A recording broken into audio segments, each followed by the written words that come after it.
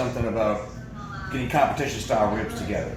This is a whole St. Louis style rib rack. It looks fantastic. What you can't see, and the further you get down the rib cage here to bigger bones, there's a knuckle right there. If you serve that to a judge with that knuckle attached, they're gonna dock you all your points. You can serve it to Uncle Bobo, he won't care. But if you want a one bone rib, come look right here where I just cut. I cut all these on the knuckle. So if you come around this way, you can see there's your bone, there's the knuckle. I just cut all of them down to the knuckle. So now I have a nice little even slab, and they're all cut off the knuckle. So I'm just gonna remove this, and this is what we're gonna cook. That's an expert tip there.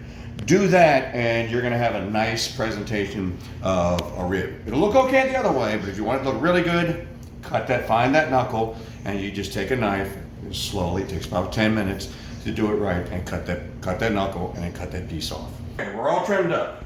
Voila. And you may be thinking like, well, those are really small. Well, if you trim them up right, that's what you're gonna get. We're looking to serve for the competition and to impress Uncle Bobo. This piece right here, about right there. See that? Nice and fat. Not a lot of meat, and there's your bones. Might even get back to there. And then on this one, I left this little stud here on because I think I can cut that right there. And this could be my first service rib. And I can go all the way probably to the bones, start getting real thin. Here, now you can eat these, but these are gonna be the ones that are gonna look the best, especially these guys in the middle here. Now look at the pile I got off the side of that. This is complete and total waste. It's membrane, grizzle, etc. This, put this in a Ziploc bag, and you can cook red beans and rice, black-eyed peas, anything, any bean, any lentil that you want. Just throw that in there. You don't have to do anything to it. Just stick it in a crock pot, put your beans in there, bam-o. That stuff will tenderize up, it'll fall off the bones, and it'll be some of the best pork you ever had. That's how you prep your ribs for barbecue.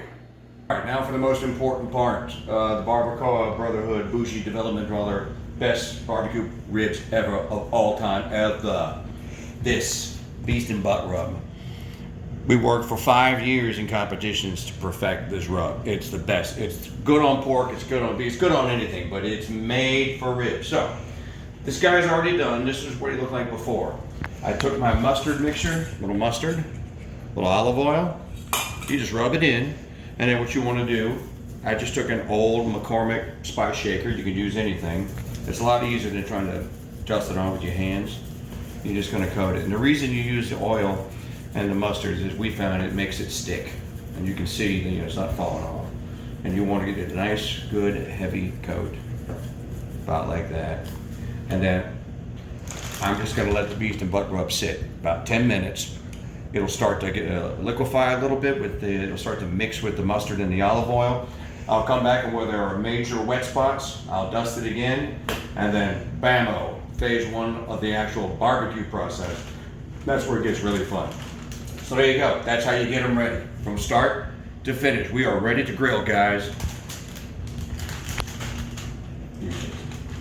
All right, so we did 90 minutes hard smoke, 60 minutes in the sweat. Now look at this thing of beauty.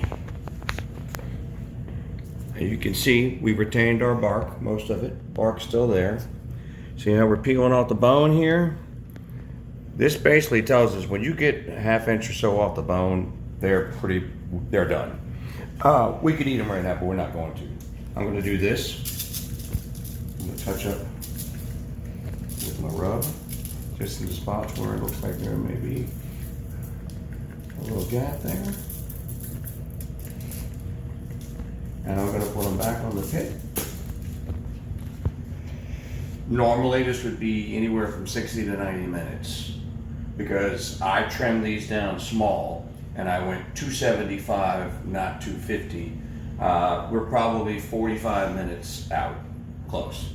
And that's the difference between them pulling off the bone with a little chew to it.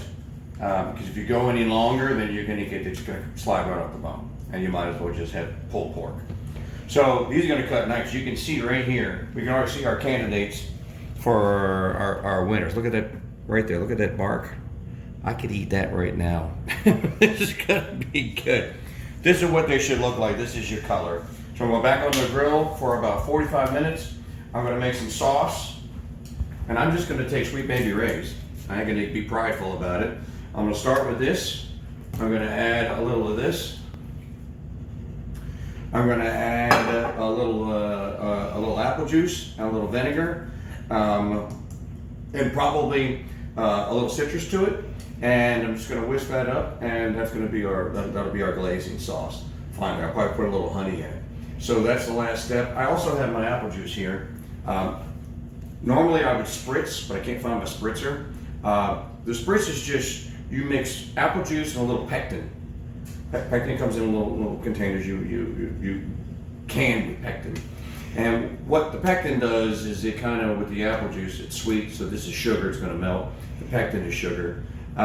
Makes kind of a glaze. Really nice presentation. If I can find my mister, I'm going to mist. And that's it. I'll see y'all in about 45 minutes for the final phase.